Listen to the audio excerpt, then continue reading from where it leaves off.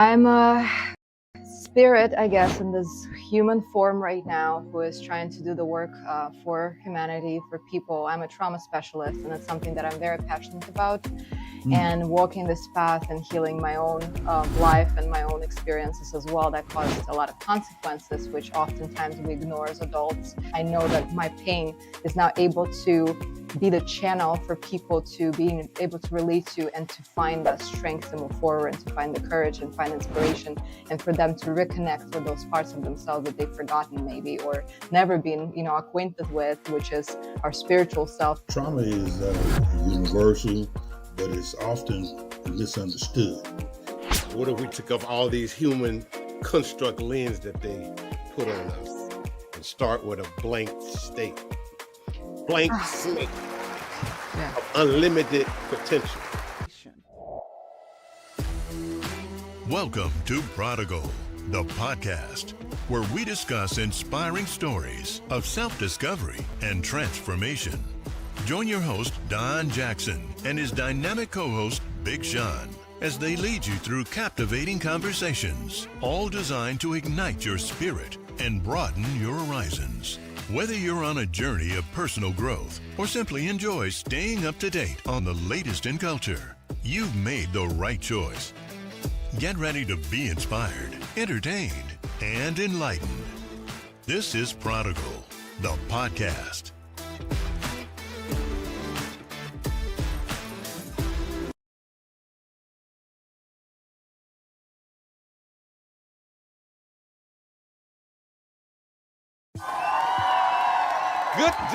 Good day, and welcome back to another episode of Prodigal, the podcast. Hi, I am your host, Don Jackson, and it's so glad to have you guys with us today.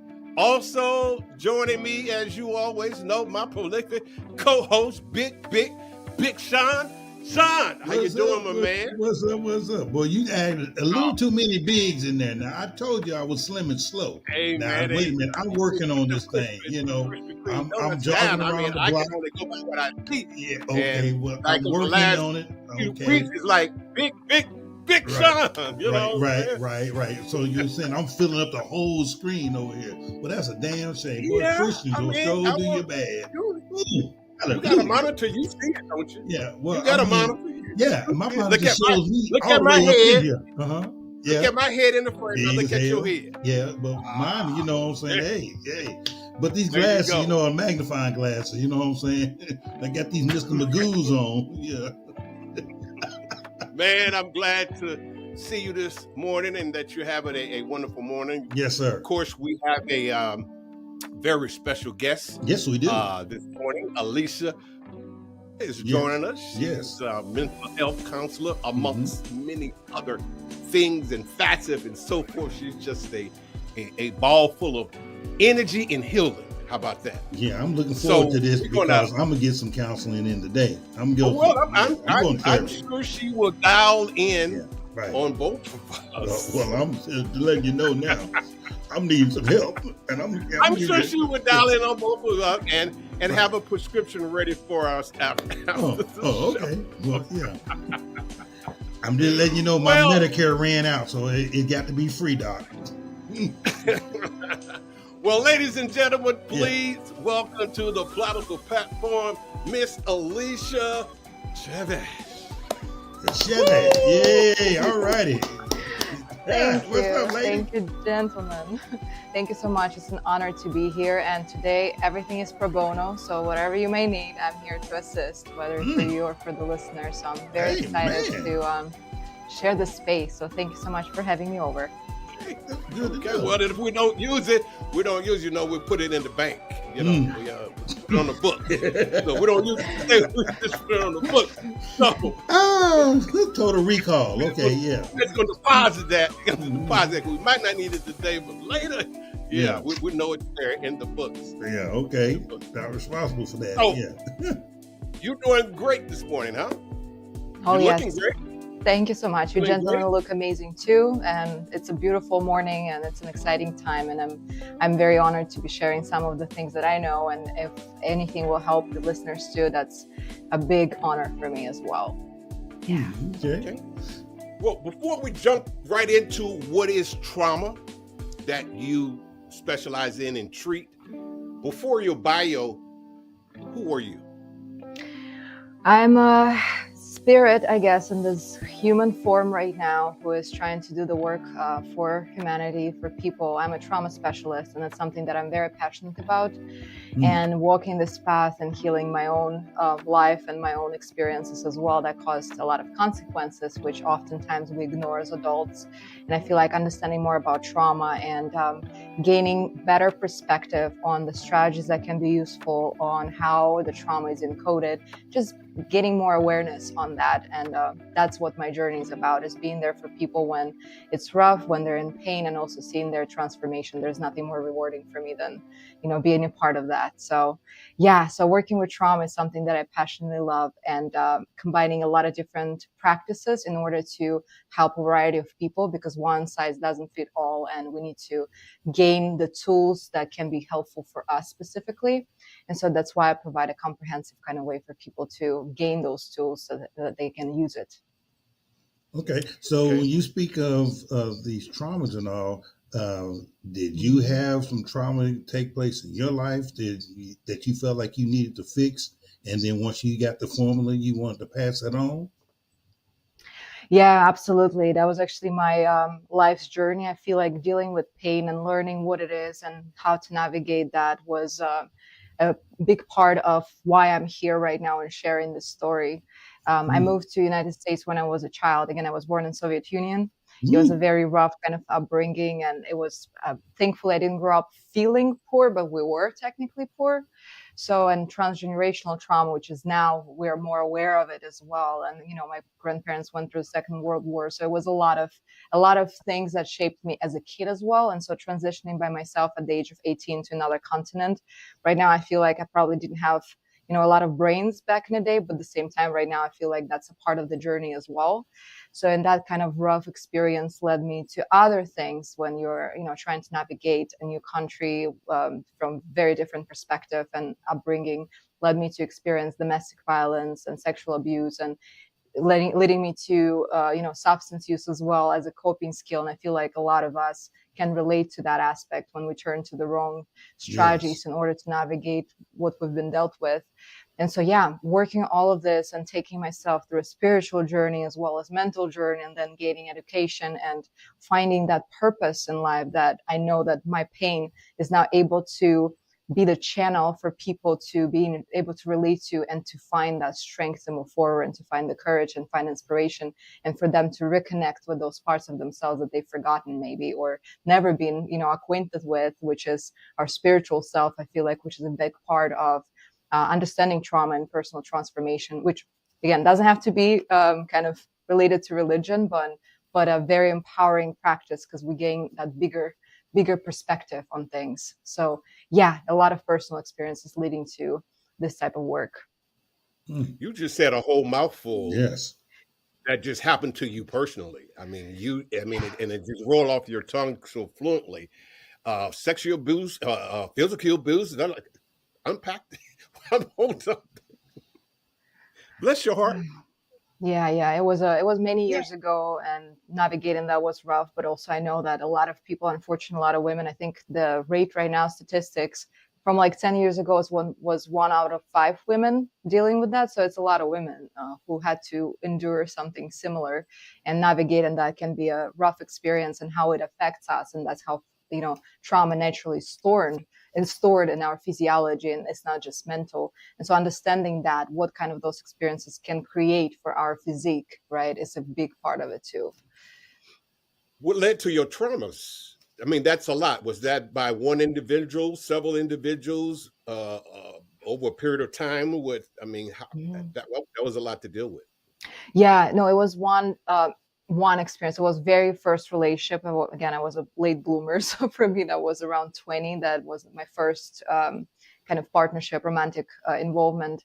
And I didn't know any better. And I feel like a lot of us just don't know, if we didn't endure that as children, then when we get to it when we're young adults, it's very disorienting place, because you feel like maybe that's something that everybody goes through. Maybe we should be okay with that. Since you're in a relationship with that person, maybe that's normal. And so I didn't even know I was abused until after the fact, when I started to open up to people and talk about it. And that Wow. became that, I became more aware of it. And I feel like that's a big part of gaining that healing, is first understanding what happened and how it affected you. So So We that get brings up the to it question. when we're young go adults. ahead, Don. It's very Okay. disorienting. That brings up the question. So most people don't know they've been traumatized. Unpack that a little bit.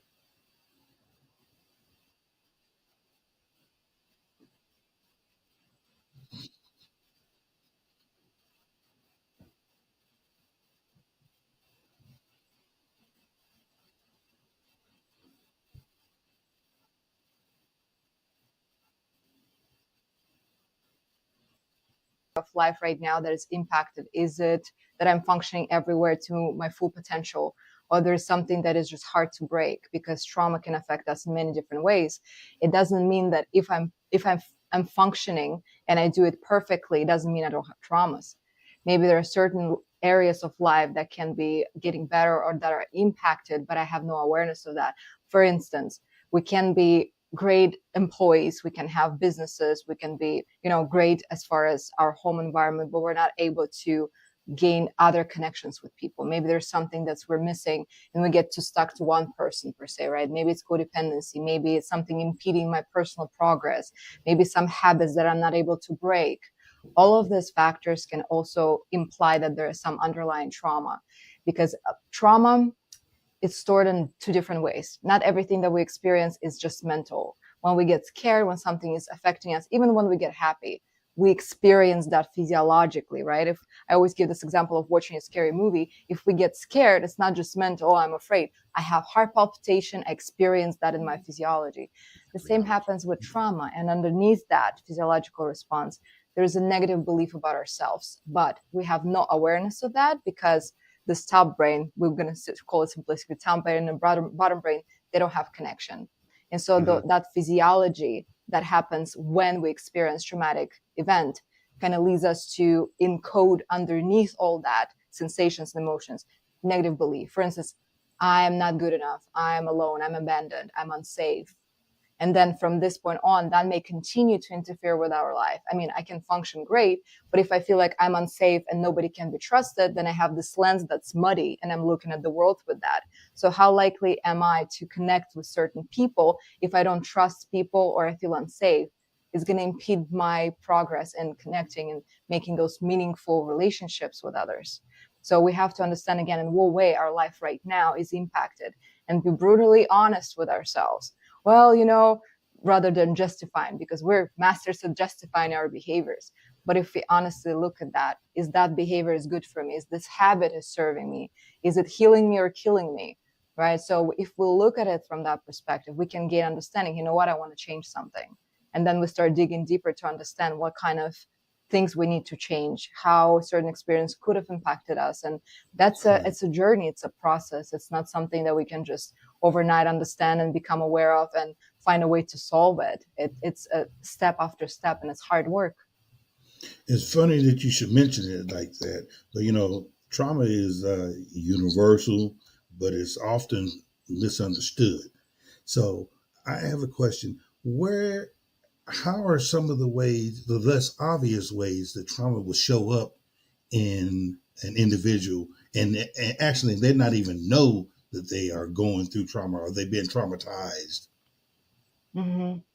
Well, pay attention to emotions. If I feel often worried about things, even though it's not something that I'm afraid of, that something big can happen. Maybe I feel depressed a lot. Maybe I find myself isolating, but I can also, again, I can justify it. I say, you know what, I don't have the energy. Maybe not having an energy can be also a consequence of that, because naturally trauma can lead to anxiety, depression, to substance use as well. So we have to check for all of the habits that we have and see if we find fulfillment in life too, because a lot of times also trauma leads to disassociation from ourselves. And so it's very hard if we're disassociated, we're not able to know that because we're out there, we're not even present in our body. So I feel like understanding if I'm living my life to the fullest, or there's something that I would like to have better. If there's something that the quality of life that maybe I deserve better, but I don't have that. I feel like understanding your emotions first, because emotions will tell us a lot about where we are right now and what's the state of our being. So I feel like just checking with yourself and seeing about your needs and your emotional state first to see if there can be something underlying. Hmm. I have another question to that. So, trauma and or shall we just say depression? There is no age Hmm. limit on depression, is there? No, absolutely not. So, for our younger audience, how do you reach them to let them know that whatever it is they're going through, it's okay and it's kind of normal to get them out of the depressed state?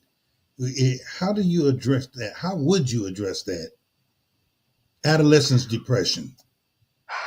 Ah, um, Adolescence is a whole another field that, again, I Hmm. try to deal with people 18 plus, and I give a lot of credit to those who deal with that population, with all the respect. But I feel like just there can be a lot of factors for adolescents. I feel like to be going through a lot of struggles, and that can also be and depression based on some traumatic experiences. A lot of times, what I've seen, and people who are older but working with trauma from when they're kids, that are around when they're teens or adolescents, right, or getting a little bit closer to 20s, but not there yet, they experience certain health conditions that can also kind of show them that there is something underneath that. And Right. depression, I feel like being open to people, but again, having that support is very important for adolescents to understand again where they stand and what's happening. So I feel like number one is seeking support, because oftentimes we may feel misunderstood and isolated. And so navigating that from the space of it's safe to open up, but you also, if you open up and that's not taken seriously, you got to find a new support system. Because again, a lot of times people can be disregarded. And I feel like for adolescents too, when they come for help, not every parent will be available in the capacity they have to at that time, especially if the kid is struggling with something. So I feel like finding first supports of older, not the same age group, but maybe older people that can maybe give them some, advice that will be helpful. Maybe it's a teacher, right? Maybe it's again your parents starting first. I hope that people would have this rapport with their parents, but finding support system first to share what's going on so that they're not alone in this, because it can be, I mean, they don't have the prefrontal lobe yet developed, and so it's hard to make decisions or even assess yourself if you're struggling with something and make proper judgment on what's going on with me right now. So I feel like seeking support is number one step, but support from the right people and not closing off if the first person they came to is not available for them in the capacity they need. For as a parent, how do parents recognize that their child is struggling with something? Because I mean, in most cases, kids don't open up to the parent and or Mm-hmm. the guardian to say, "Hey, you know what? I'm struggling over here. I'm depressed. Somebody is picking on me at school. They calling me fat, ugly, or whatever."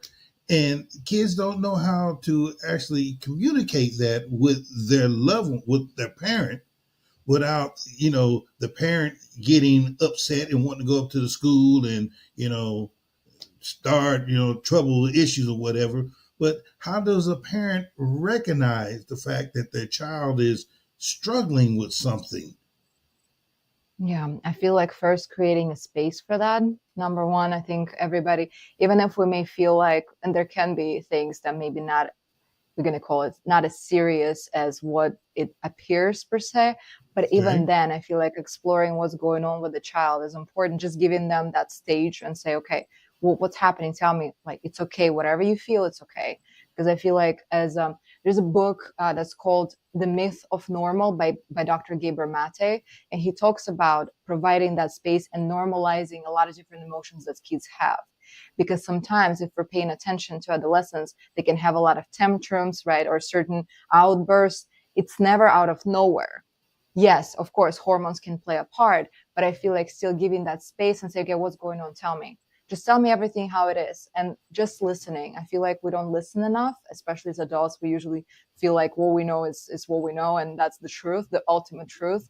But if we Right. just create that space to listen, Get out of your it way. will. Yeah. Absolutely. And maybe see, okay, what do you feel like you would like to get out of it? What do you feel like you would like as the outcome for yourself? I feel like getting more curious about that would create that space that kids will be more open to share what's happening, and maybe even discover that there's some major events that are happening in kids' lives that we're not even aware of.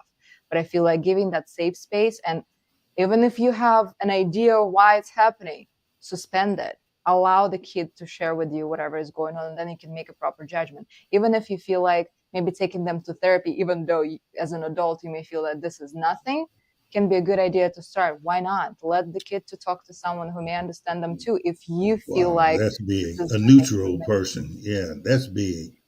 We just had Yeah. a baby here, 12 years old. I mean, not to get political and all, but had a baby 12 years old. Uh, Her classmates went about bullying her, telling her, "Oh, don't worry about it. When you go home today, your parents are not going to be home. They're going to be deported, and you're going to be all alone. You're going to be by yourself." And for whatever reason, the baby went home, and her parents were not there. And the first thing she thought was they were deported, and so she killed herself. Oh, that's And that happened awful. right here in Dallas, Texas. And it Oh, just oh shit! That, I mean, that just ran me hot for real, for real. The baby killed herself because her parents were not home when she got there. oh, that's awful. Yeah. Yeah, Yeah. Yeah. you talking about Wow. trauma for your ass? There you go.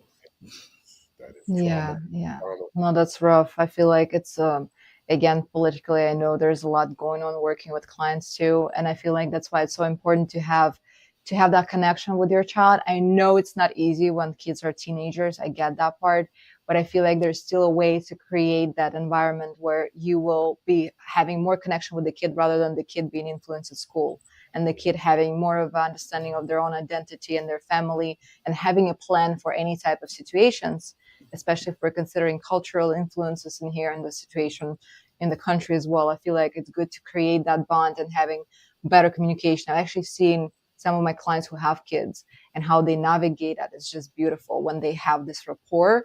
But it's like it's complete transparency and openness, and there's no judgment with that. And that's what provides the kid to be able to open up because they know that no matter what they tell you, it's going to be accepted and it's going to be listened to and it's not going to be disregarded. And when that happens, even if it's not true, even if the kid has like fantasies or something like that, give them the space, let them talk about it. I feel like it's important to listen. And as adults, unfortunately, we not always have time. Again, we're not here to blame parents or judge them, right? But it's like becoming better in navigating that and maybe again investing in this relationship as much as we invest in our jobs, as much as we invest in our taking care of our well-being. I feel like creating space for relationships, no matter whether it's a parent, child, or friendly or family related. I feel like it's very important to have that space and time and energy invested in it. That will Right. create this certainty. Yeah. That's awesome. Now, speaking of tools, Mm-hmm. there's a lot of magical healing tools that you use, Uh oh. and kind of go down the line and see, Wait a and minute. see which one prescribed to what and Uh, to whom. Yes. As working with CBT, Mm-hmm. EMDR, ACT, and DMT, and many more. Wait a minute. What do all those things mean? What is Well, CBT and EMDR and ACT You have and trauma. You have trauma. mm, Based on what that trauma is, there are yeah. different methods of healing. okay? And these are some of the methods that she has in her toolbox based Oh, on how, and I'll Mm-hmm. let her say how, what Mm-hmm. she described to what and how she determines that. boy, I thought you done came up with something. You done read something somewhere. I was like, boy, this boy done turned I, into a I therapist did. on our ass. I What? read the letters behind her name. Oh, okay. Well, I was like, boy, I thought I was woo. I mean, there we go. We going viral, y'all. Yeah. So is it Well, okay to call you Doc? No, I mean, I don't have that advanced degree. Even though some That's clients okay. do that to me, and I'm like, I'm not it, but it's an honor to be called that for fun, Yeah, not I mean, for you healing speech. people, so yeah, you have a prescription pad. She's a Uh, miss. no, only mental one, only the mental That's one. all it No, no, needs. the actual. Yes. Well, there's a lot of ways, and again, because trauma is like a multifaceted thing, and I feel like when we're going to mental health, we expect that will cure everything, or Yeah, just like when we're going to the doctor, it's going to be they give us that pill and we're going to feel fine, or if we go for meditation or church or whatever other ways to kind of target our spirituality, that will be solving a lot of things. But we're one human, right? We're one system, and so everything works together. And understanding that how our mind operates, how it affects our emotions, how trauma is stored, how do we function, right? What are our ways to in operating in the world in general, and examining that and learning how to heal every step of the way, every area that we may have in the system. So CBT, cognitive behavioral therapy, basically exploring the beliefs that we have, because our beliefs are something that we all have different ones, right? And if we're let's say outside and there's me and let's say a homeless person, and we're in the same time and space, but we have completely different realities. So understanding that we all live in different realities, none of us live in the same world. It's a completely different places for all of us. We function in different realms. I feel like that's the first step in exploring how are those beliefs are healthy or unhealthy, because a lot of times we get that from when we're born, right? We accumulate a lot of things and we store that within, and then based on those beliefs, that's the thoughts that we experience. So our thoughts will always reflect the beliefs about life. Let's say again, if I feel like the world is an awful place because I lived in a bad family, I had a bad upbringing, and it was very abusive, then I will feel like, okay, my belief is I'm unsafe, it's not good, people can't be trusted. So then I'm looking at the world from the same thing, right? All of my thoughts are like, I'm not sure if I want to talk to that person. I'm not sure if I want to attend this activity. I'm not sure if I want to take this on. If I was made to believe that I'm not enough or not, I'm stupid or whatever the negative beliefs we can have, then I'm not going to be trying to excel or get the job that I feel like I can take on, even though, I feel like I have the skills, but something is off. I'm not sure I'm going to get it. Right. So a lot of ways our beliefs are affecting how we are. And so learning to navigate our mind and becoming more aware of it, because naturally in our life, the only thing we will have control over is our thoughts. Nothing else we have control over, even though humans, we plan in advance, we have this trajectory of how my life would be like. We really have, it's an elusive Question. control. Yeah. Question. You said the only thing we have control over are our thoughts. Mm-hmm. Is that how do we have control of our thoughts? We have control over the thoughts, the belief. If we choose to believe the thoughts, but the thoughts come and go.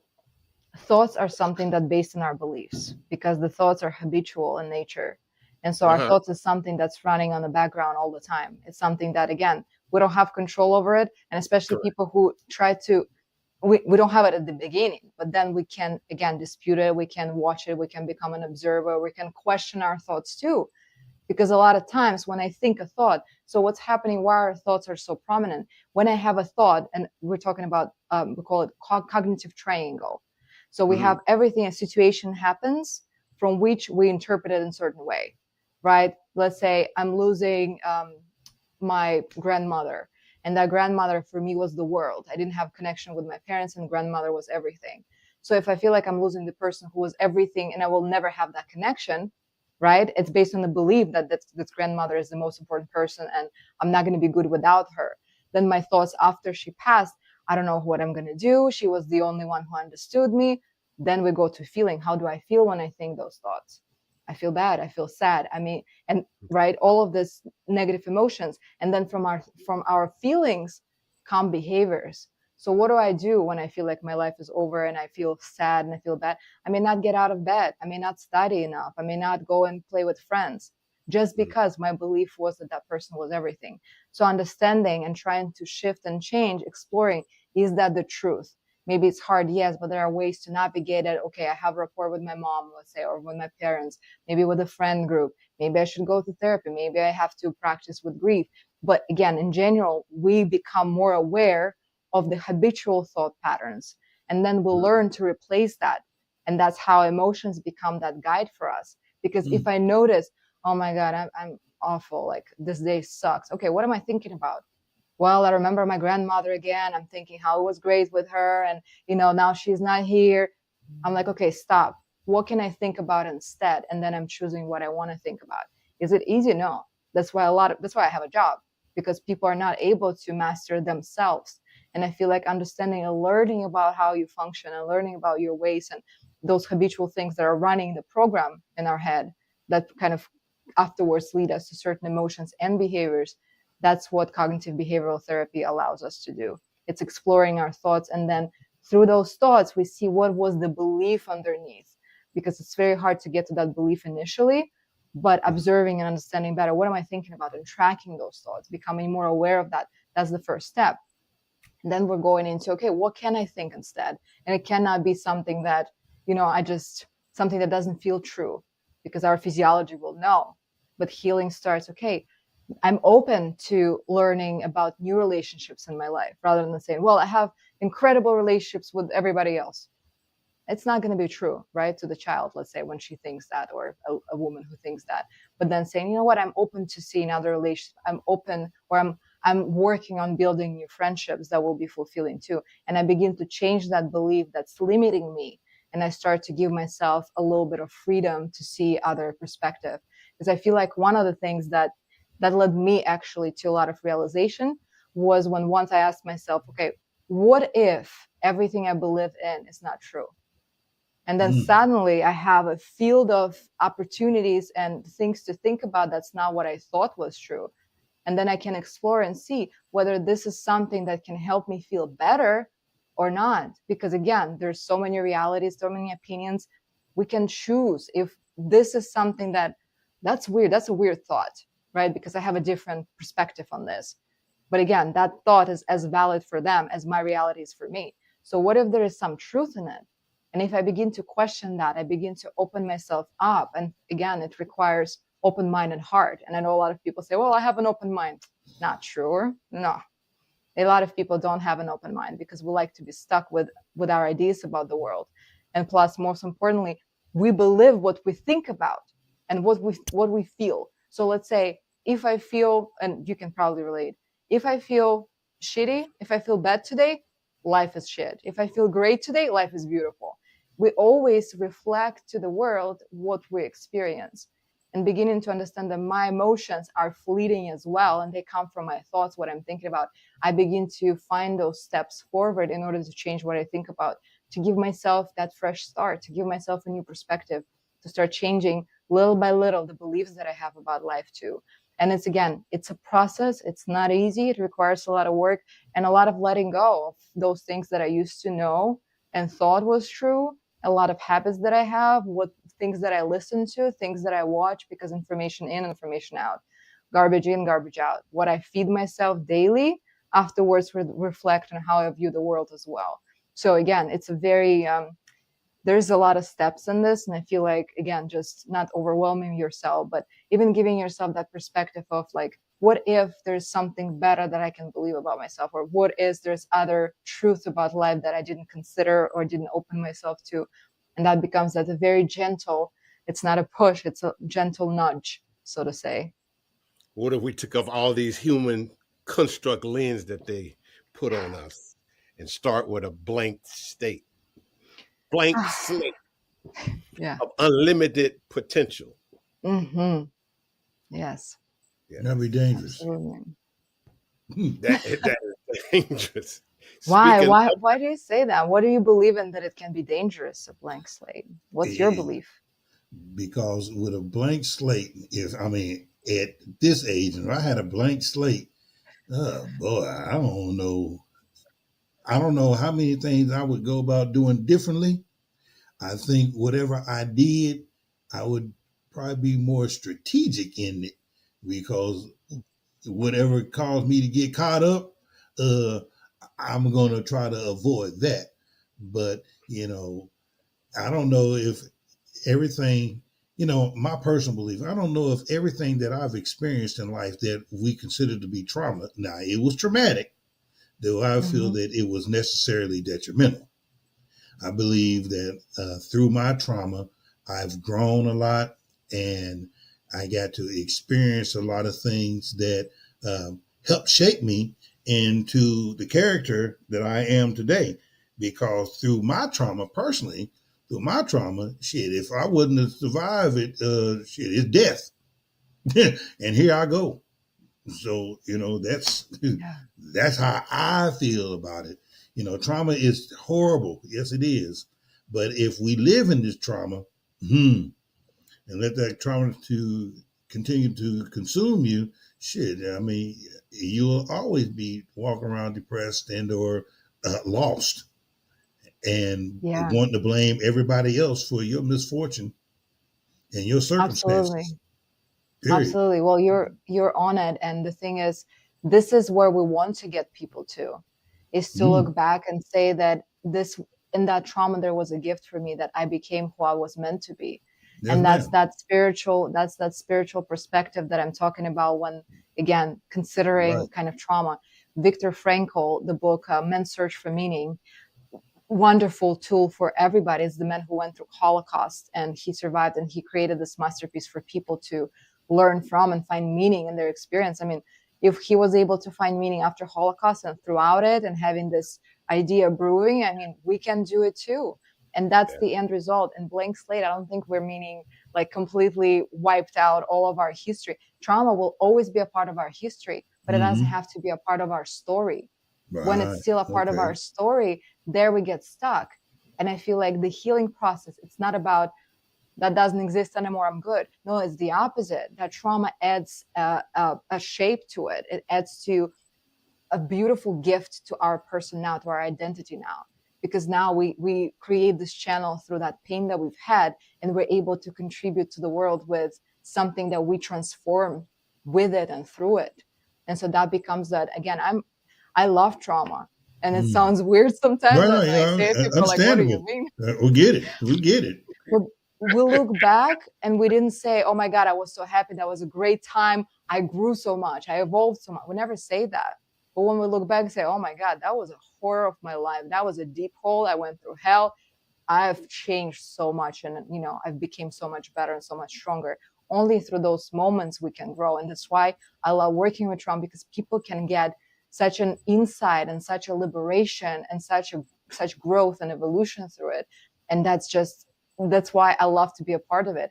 I don't consider myself to be a healer per se. When people say that, naturally, probably that's what it is. But I just love that transformation happens in my presence, because people can take what I'm giving mm, them and they can either run with it or they can disregard it. And that's going to Yeah. be on them. Their success or their failure, so to say, or their stagnation, it's Right. not my fault, right? But I'm just so honored to be a part and be in a space where that transformation takes place with that human, and just being in that presence is an empowering experience for me, and seeing what people with struggling souls can do for themselves after experiencing something so tremendously painful. Probably in your case, right? You took it, you integrated, you processed it, you worked through it. Was it easy? I'm sure it was not. No, not at all. no, Everything it's a was, process yeah, there was a every day. transformation in there, you know. Yeah, transformation is whew, it's a continuous journey, and I ditto to what Sean said as well as yourself. Um, Trauma it takes impending to change, because impermanence is forever. So there's going to be some There's gonna trauma be some, yeah, there's gonna be some good days to and be some to bad to days. make you think different. To like, no, this is not right. There's no, this is, and until you finally get fed up, and then you start to seek, and then once you seek, getting over, segue over to the spiritual side, we only suffer because we think we are separate self. Mm-hmm. And one of the victories that I got 1,051 of them, but I'm gonna tell you one victory out of one person's trauma. This podcast itself, this whole the movement behind this was birthed out of some trauma. Yeah, You I'm know, not surprised. yeah, there was some major trauma going on, and it could have been life and or death. Well, when someone chose the one to live, then found purpose and figured out what they want to live for. And then just brought me along for the journey. That's what that is. That's how that looks. Yeah. So what did We all, you go ahead. sorry, I'm what did sorry. you actively do to work on that? What was your tools that you utilized? The tools that I use, well, speaking of my trauma, I'm kind of like Sean. I don't really call my life trauma. I grew up very strict, Mhm. a PK's kid. Uh, and I always had a different outlook than they did growing up. And it was and as we live life, I just thought on my own. I always sense other things. I hear what you're telling me. I'm trying to apply the prescription that you're giving me, this religious prescription, but I'm not getting those same results. So I can't be in continent dissonance with you guys when we're not getting the results, but yet you guys are still doing the same thing and the same thing. And then anytime there is real no accountability, Mhm. it's always you pull the religious card, the righteous, I'm saved card, or I'm the pastor, or I'm this as your trump card. But there's never really no accountability. You never go get counseling.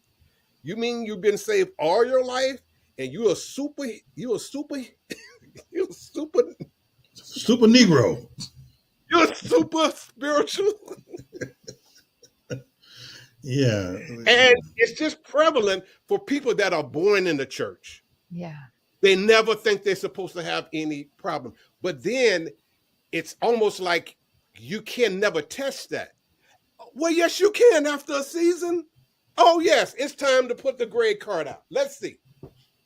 And that's kind of what happened to me generally. And then once I started deconstructing from Christianity, and then I had a heart attack.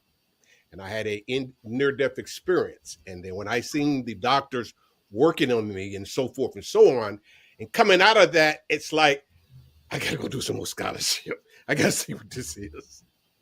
And then in my searching and through introspection and really not say sitting under a lot of people, but just really getting to myself and exploring outside of that which I was normally taught, then things start to make sense. It started to like, well, I'm only suffer because I'm Don.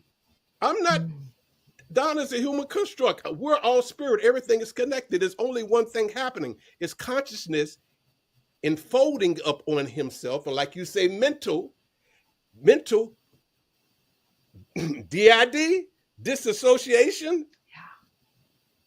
When I tell people that's how God is, this how we're one source. It's like God playing chess on different timelines because it's only one source.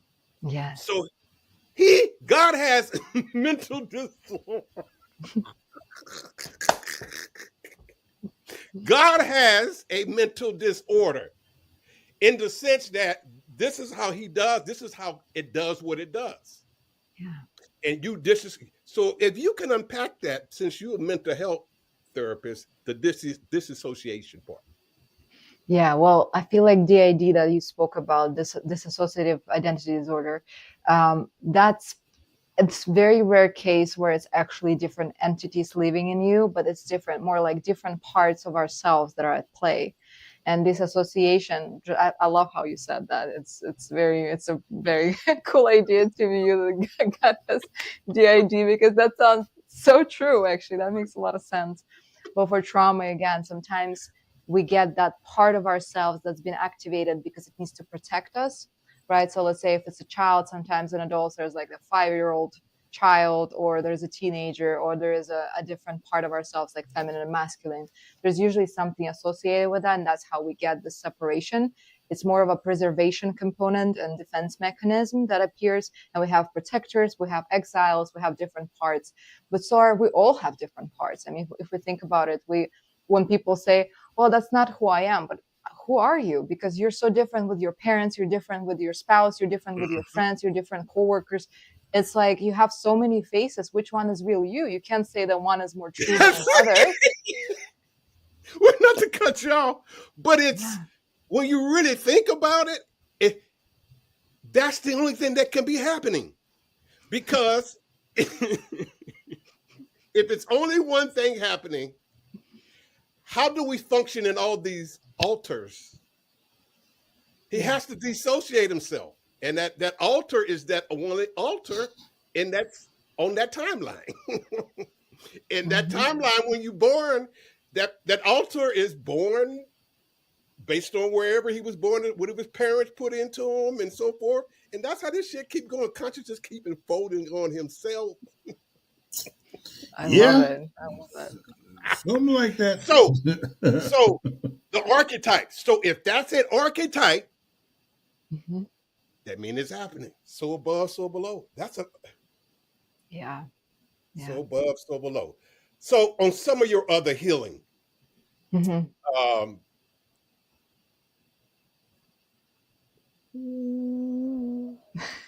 No, Lord, not the cup.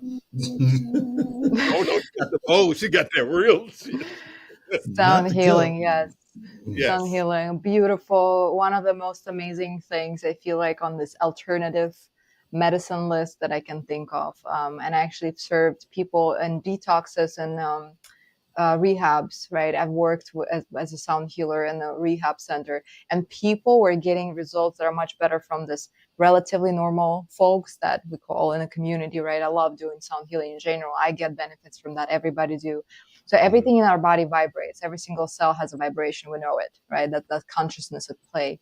And when something is off, when we're anxious, maybe we have a physical injury, when something is not okay, our overall vibration becomes incoherent. So we have this dysfunction in an energetic field, and that's actually observable and noticeable by others too, because naturally we are telepathic beings. We have, even though some people don't have desire to access that, I would say they have the access, but they're not really in tune with that. We can all develop that. We can practice that, and we can really work on having that. But some of the simple things of how it is already at play and it's already working is when we sense other people. Sometimes we see someone walking into the room and we don't know that person, but we can be immediately drawn to them, or the opposite, we can be repelled by them too. We all have probably those experiences when we sense into these energies. That's exactly, your energy is reading someone else's energy and making a judgment whether it's safe, it's not safe, maybe I shouldn't come. And a lot of times we ignore that too. But coming back to sound healing, when this energy becomes incoherent, sound healing, it's the crystal bowls, they have Tibetan bowls, I have tubes, I have a lot of different instruments that I use, tuning forks, variety, right? Little bells and so on and so forth. If we do it in a closed room, the sound bounces off the walls and penetrates the body, shifting that energy, because again, that sound wave is the energy. It's shifting that. And when I've done it in the rehab, some people would be able to fall asleep when they haven't slept in days because of withdrawal symptoms. Some people will not have pains in their bodies anymore. Some people connect with their ancestors, and I'm sensitive. So when I'm sensing there is some presence in the room per se when I'm doing that, and then the person, I sense where that presence is, and suddenly then that person saying, I had my grandmother here, or I had my, somebody who was like a stepmother to me, and they just described that, and I was like, okay, that makes sense now. But they experience it much deeper, and I feel like I have this theory that I don't have a support with or for, but when we're talking about folks that are relatively normal, like all of us primarily, then we have the different brain regions that are working, right? We have more capacity to rationalize things, to, make decisions.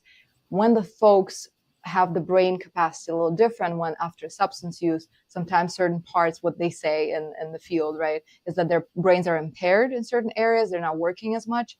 But then maybe the other parts of it can be easier activated, and people have access to more of that energetic component and this extrasensory perceptions and abilities that they have. And so it's easier for them to tune into those energies that are not rational or mental, but sensing into it. Because I've seen tremendous results from that. And again, seeing people not having body aches or being able to sleep in the room. They're snoring. They were just saying how they can't sleep for days and it's been a struggle, and they're snoring in the middle of the session. I love it. It's like an extra healing tool, right? The sound of it. Are we talking about any psychedelics at all, or what? Not yet, no. That's just the sound healing. That's the sound. Oh, Lord. Moving from the sound healing, let's go into the DMT.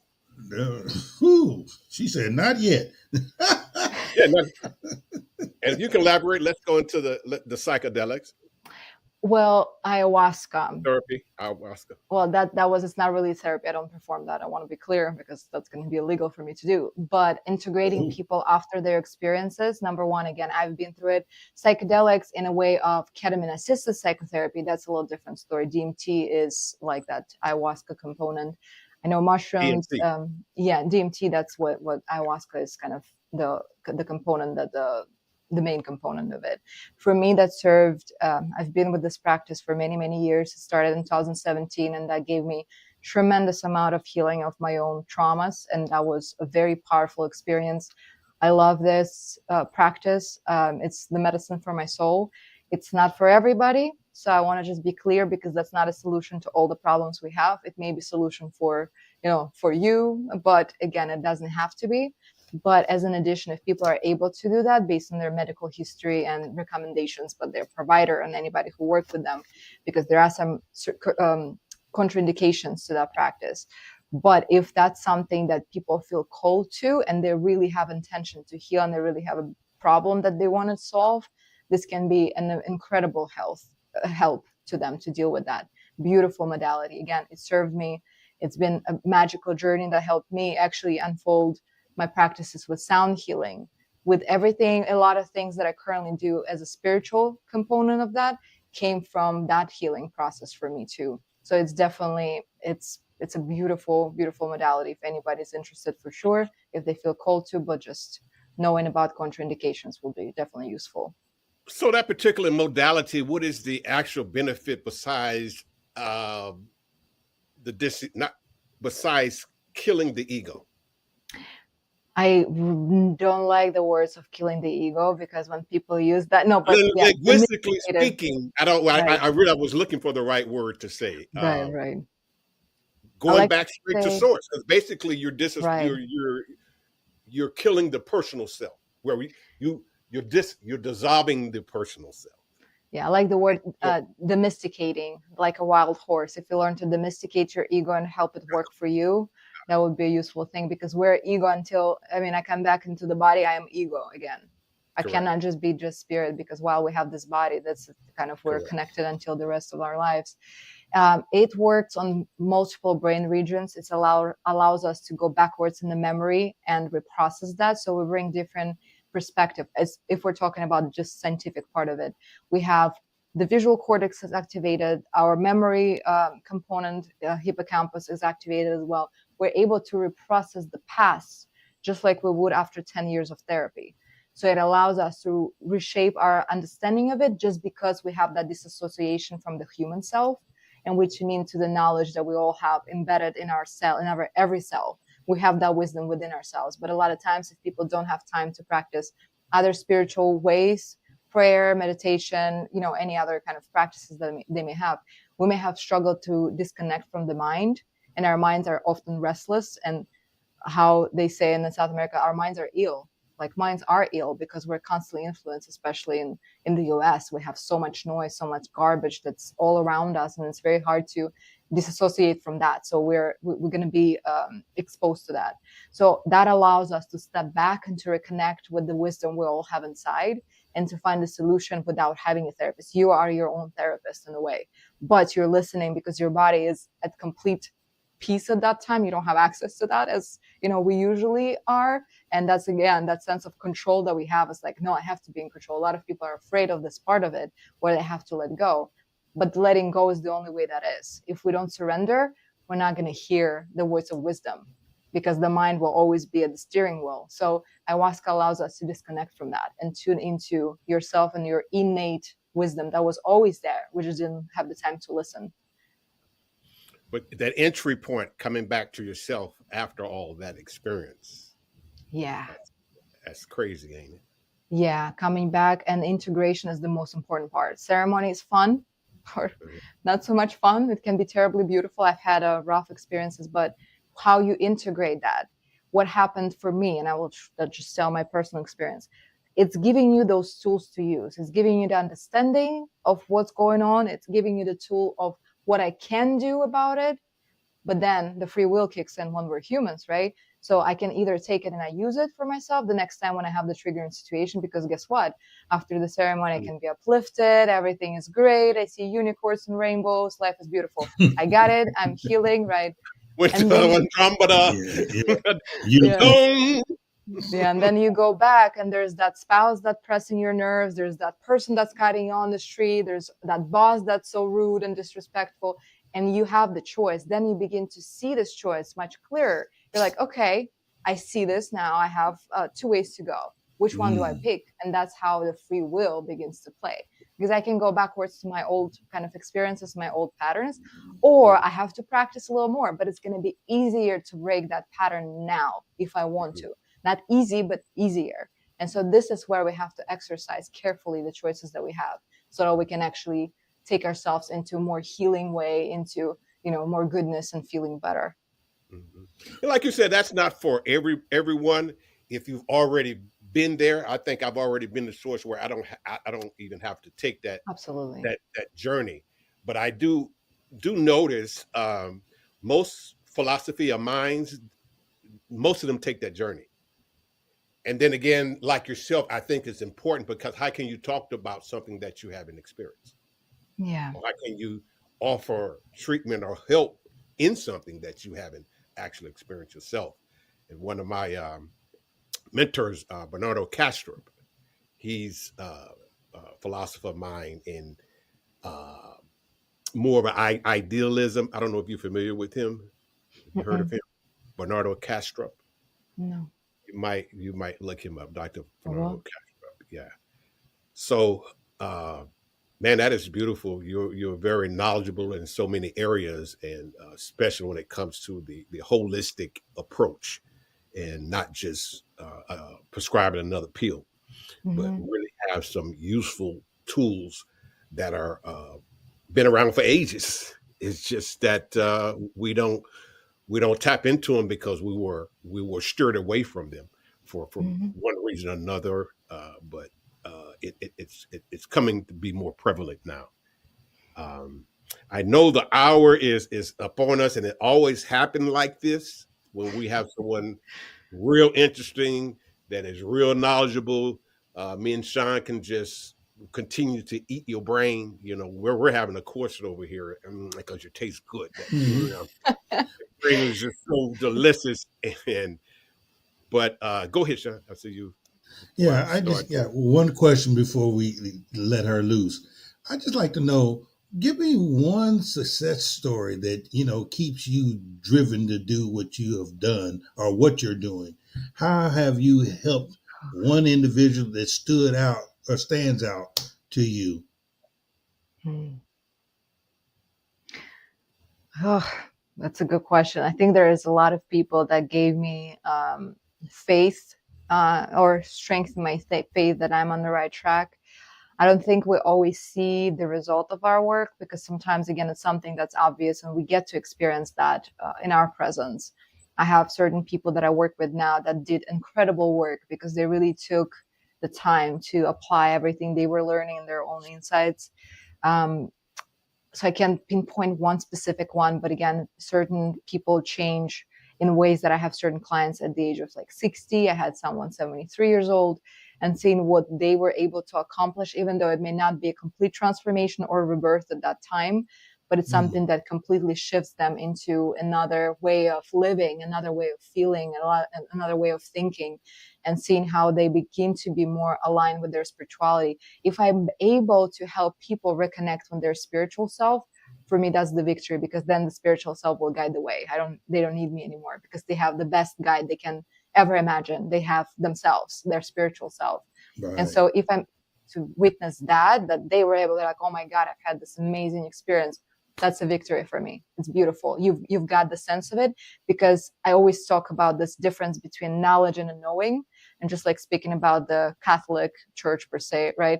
I know a lot of people who can cite a Bible, but they never experience God. So we can be hiding behind that all we want, but it's not about knowing about God, it's about knowing God. And once people are tuning into themselves to experience this higher self, they got to know God.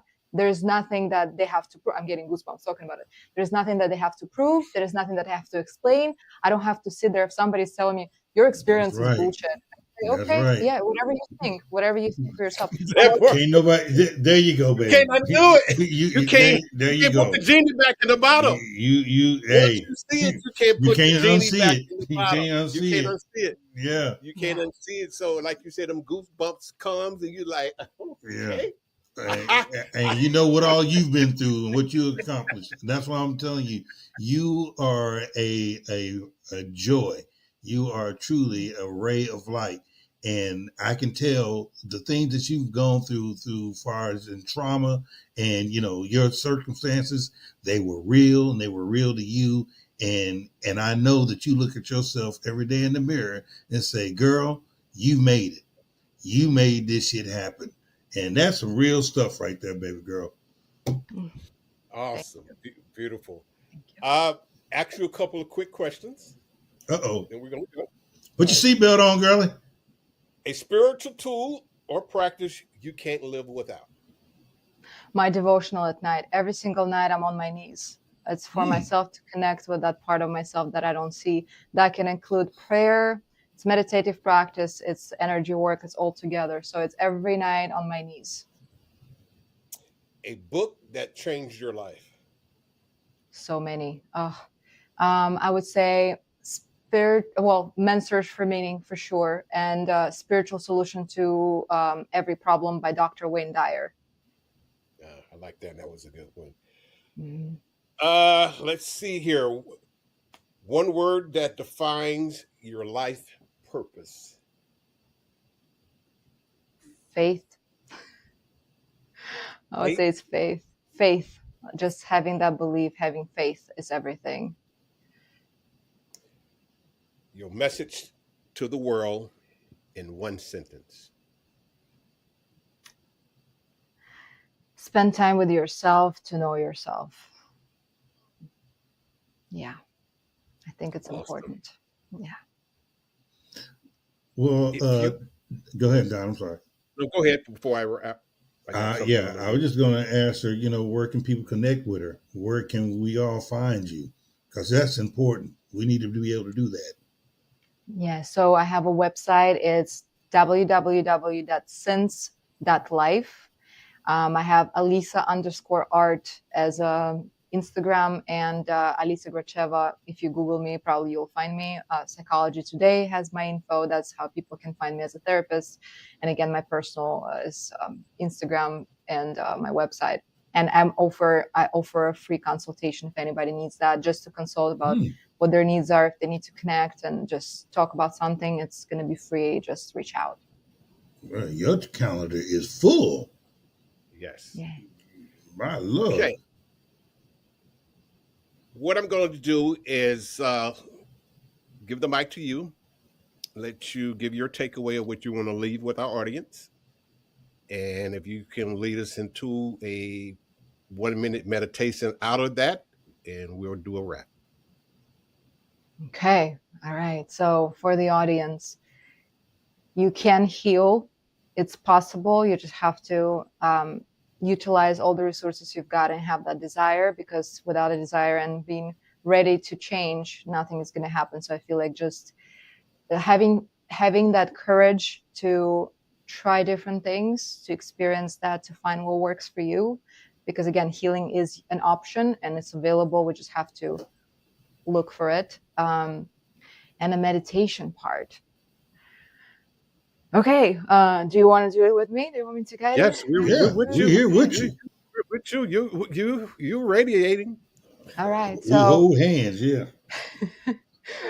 take in a comfortable position. I want you to close your eyes and just begin to tune inwards for a little bit of time, just taking a deep breath in and finding your presence, your essence, finding your groundedness in this time and space, in this moment. And now, as you allow yourself to take that quick elevator down from your head into the heart space, and allow yourself to connect with that beautiful rhythm, with that beautiful song of your heart.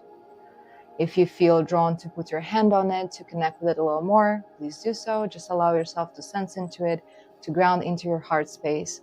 And I invite you to bring something that you love unconditionally and something that unconditionally loves you.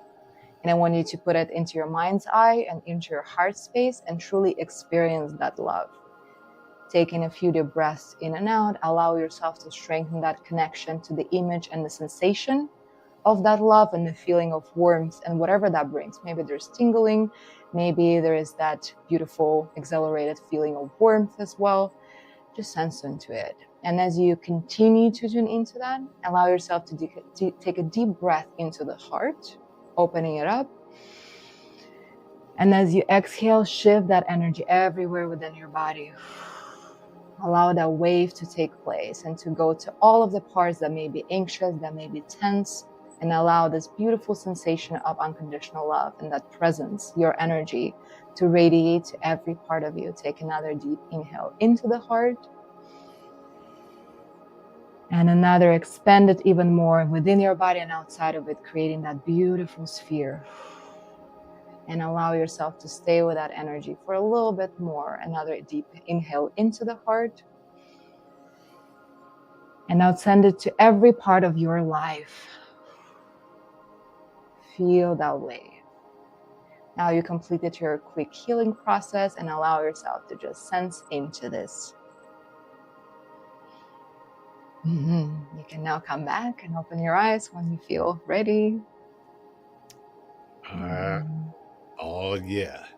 Ladies and gentlemen, you've been listening to Prodigal, the podcast. I'm your host, Don Jackson, co-host Big Sean. And once again, thank you so much for joining us. Alicia, we have had a very tasty meal today. And I know you have set the tone for the rest of the day and the week for some. Once again, Amen. Thank you. Peace, power, and love. Thank you for tuning in to Prodigal, the podcast. We hope today's episode inspired you to embrace your own journey of self-discovery and transformation. Don't forget to follow us on social media and subscribe to the podcast so you never miss an episode. Join us again next time as we continue to explore the ever-evolving world of culture with your hosts, Don Jackson and Big Sean. Until then, keep discovering, keep transforming, and keep being the amazing person you are.